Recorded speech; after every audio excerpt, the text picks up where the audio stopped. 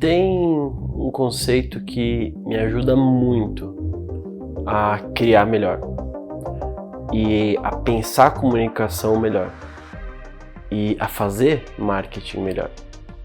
Muitas vezes a gente tem um ótimo conteúdo, a gente estudou muito, a gente se aprofundou muito num tema, mas na hora de falar sobre ele, parece que as pessoas não entendem. E vai ser importante a gente fazer uma divisão aqui, e é por isso que eu vou falar sobre o conteúdo e a forma. Essas duas coisas que a gente não consegue separar, que tem discussões muito profundas sobre, mas aqui eu vou simplificar para a criação de conteúdo aqui, na internet, nas redes sociais, onde você gosta de criar conteúdo. E para isso vai ser bom aprofundar nessa discussão.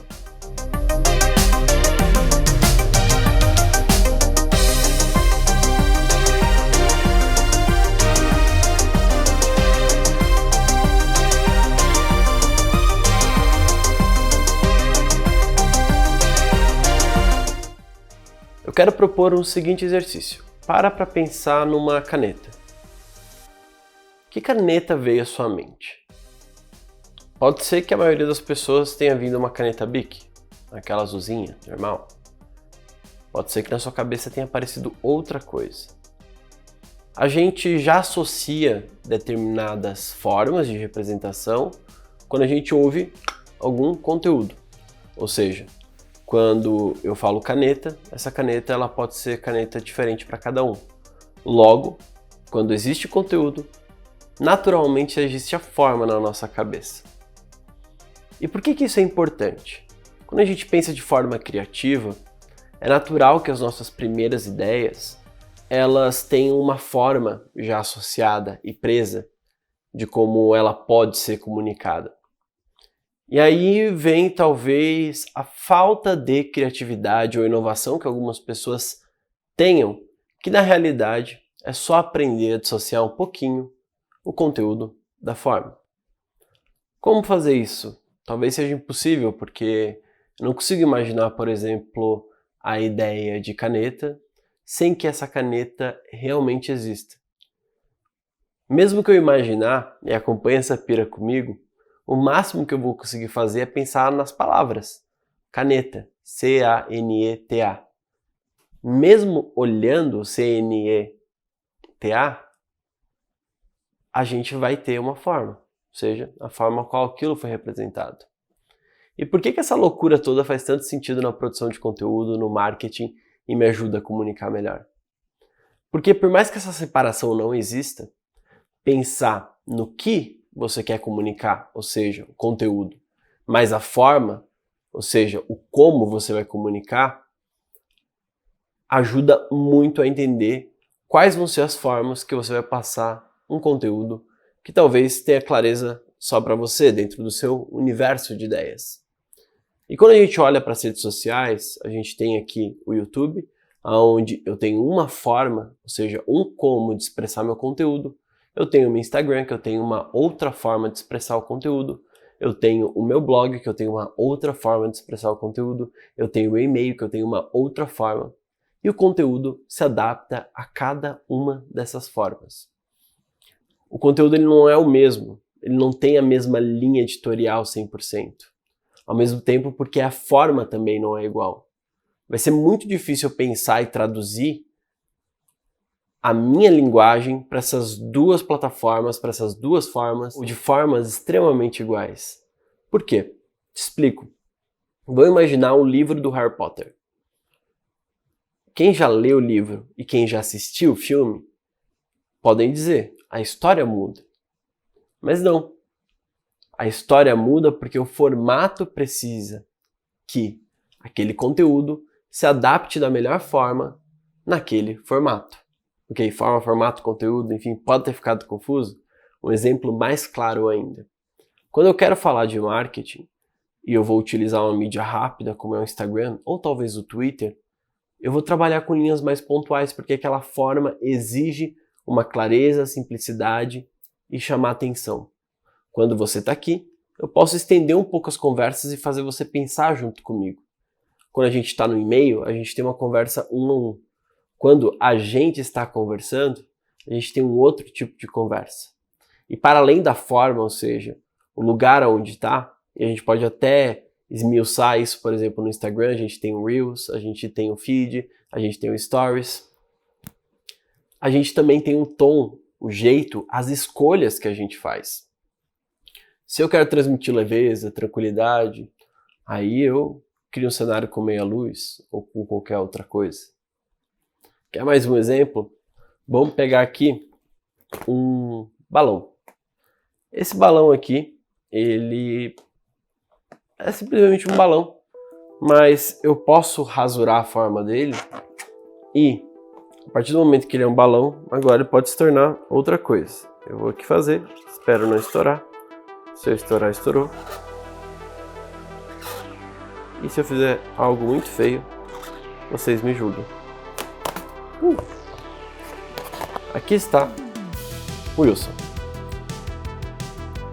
O Wilson agora adquiriu uma nova forma, mas também adquiriu um novo conteúdo. E é assim que a forma, ou seja, ela interage com o conteúdo. E por que é legal entender que essas coisas funcionam desse jeito? Porque é entender que o nosso conteúdo, mesmo que ele esteja muito claro na nossa cabeça, ele vai ter uma alteração com a forma. E logo eu tenho que pensar também na forma como eu vou comunicar para saber quais destaques eu vou fazer e como organizar aquele determinado conteúdo. A forma como você organiza o conteúdo determina o conteúdo e a forma final. Logo, o que você vai passar. Então um exercício muito simples que eu gostaria que você fizesse é, quando você pensa no conteúdo seja estruturado, como você vai pensar, qual que vai ser a história, foque um pouco mais na forma que você vai passar isso. Depois de você já ter tido a ideia, ou seja, já está na tua cabeça, pense em como você vai formatar aquela caneta, que não é a mesma caneta que você imaginou lá no início, de uma forma que ela faça sentido para as outras pessoas. E geralmente o que faz sentido são as formas que as pessoas estão mais acostumadas a ver. Se a gente, por exemplo, utiliza os emojis para comunicar, a gente vai ter uma facilidade maior porque esses símbolos são universais. Eles são um pouco mais fáceis de decodificar. O que é decodificar? Lembra quando você tem uma frase toda embaralhada? Tinha até aqueles jogos de infância que a gente tinha, que a gente criava o próprio alfabeto e você tinha que ir lá identificar como decodificar uma mensagem que foi escrita com o alfabeto criado. Decodificar é basicamente traduzir. E cada conteúdo tem a sua tradução melhor em cada uma das formas. E cada conteúdo vai ter uma tradução melhor para cada público, para cada canal, para cada lugar ao qual você colocar. Então entenda que a forma ela sempre vai mudar o conteúdo, assim como o conteúdo vai ter formas mais adequadas para o momento que ele existe, o momento de hoje, agora, para se comunicar. Se a gente for trabalhar uma arte mais abstrata, por exemplo, é difícil de se comunicar, talvez, dentro do Instagram. Ou não, se você tiver o público certo.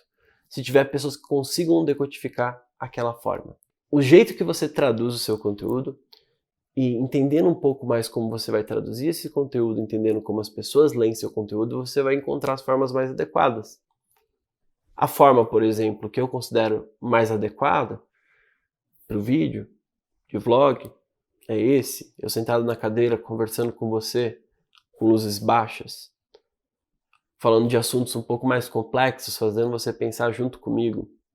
Mas essa pode não ser a sua forma melhor para expressar um conteúdo. E aí, qual é a melhor forma para expressar o seu conteúdo? Eu gosto de fazer um exercício bem simples, que é, quais são os conteúdos que eu domino? Essa é a primeira pergunta. Isso vai definir o quê? Quais são os temas ao qual eu vou trabalhar? Isso pode ser de marca pessoal, pode ser no ensino, em qualquer lugar onde eu vou me comunicar. Massa, eu falo muito bem sobre saúde mental, marketing e independência. Perfeito, a gente tem esses assuntos aqui dentro. Mas quais são as formas que eu me comunico melhor?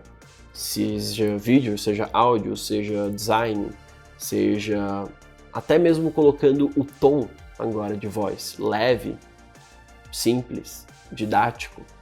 Enfim, você pode organizar isso da melhor maneira possível, mas se você identifica o que você fala melhor, ou seja, o que você pensa melhor, somado a como você transmite melhor, qual é a forma, você vai ter a melhor conexão entre o seu conteúdo autêntico e vai ter o melhor conteúdo autêntico possível a ser produzido, porque você vai conseguir unir muito bem as coisas que você pensa bem com as ferramentas que você domina para ensinar, porque não existe limites para a criação nesse aspecto.